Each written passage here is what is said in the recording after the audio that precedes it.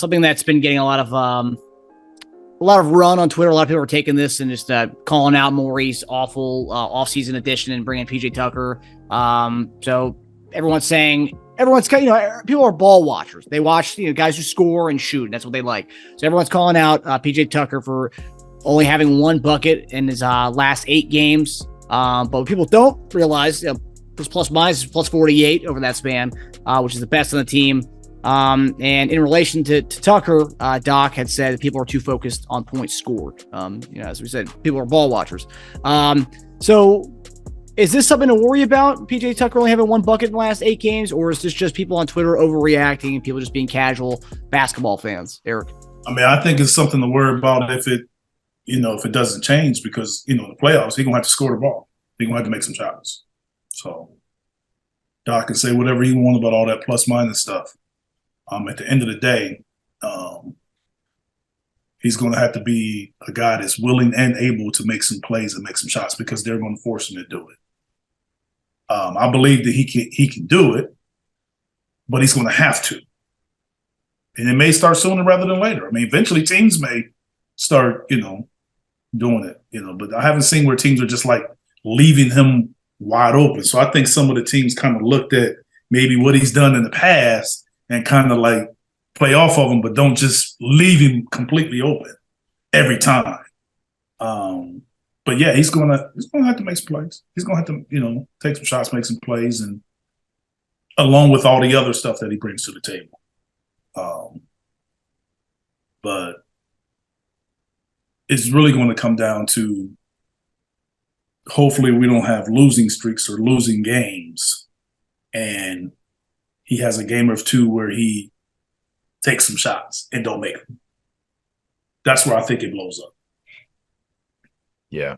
You just kind of want to make it go away so we don't have to it keeps being a thing. The one thing I know, when people think about you not making shots, I know all about that. Whereas when I came into the league, people said I couldn't shoot. And it was all about my free throws. When I came into the league, I was a 50% shooter at Michigan State. So what would make you think I couldn't shoot? It was my issues that I had at the free throw line is where it kind of all started. And it stuck my whole career. No matter what. No matter what I did, no matter what, that's just what they said. That was the knock? For the forever. So the one thing I know about shooting is when people say you're missing, you're as good as your last shot. Yep. That's my concern. With it being like blown up in his own head. Well, I think mentally he can handle it. I'm just saying from a standpoint that it's not going away. Yeah. Unfortunately, it's not going away. He is going to be viewed as far as from this point right here, once it becomes an issue, you're viewed as you're as good as your last shot. Yeah. And you're as good as your last shot in those critical moments to make it worse. If we're in the playoffs and you get 2 wide open shots and you miss them, I told you this. He make them, great, he made a shot. But it's always going to come back to that last one. And that's where his situation has taken it before. I think if he would have made 1 or maybe 2 threes a game, or maybe even 1 3 a game, this wouldn't be an issue. But it is now.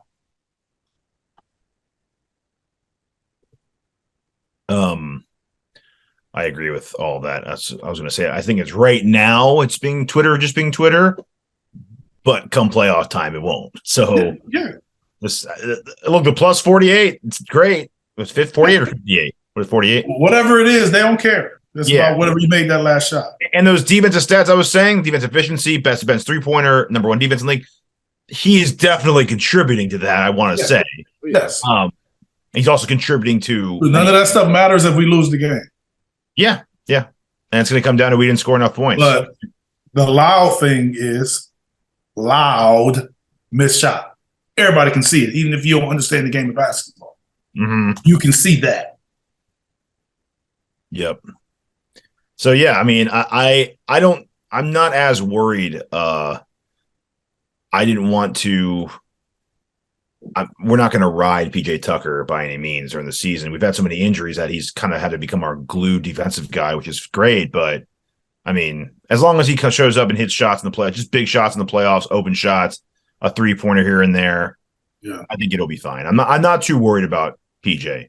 I'd be more worried if defense and this was bad. Then I'd be like, whoa, what's going on? Because we got you to be Matisse plus shooting. So if you're not going to be a good shooter, then you're kind of just Matisse who could play small ball 5. So it's good to, I'm not worried. I think he'll hit a couple threes, play your stellar defense, and you'll be fine in the playoffs. I'll be a happy man. Yeah. I also snuck Matisse into this episode, by the way. Yeah, you did. Check it off. Yeah. Now, if it was Matisse, because he already has the history, and he played the amount of minutes that PJ was making, and it would be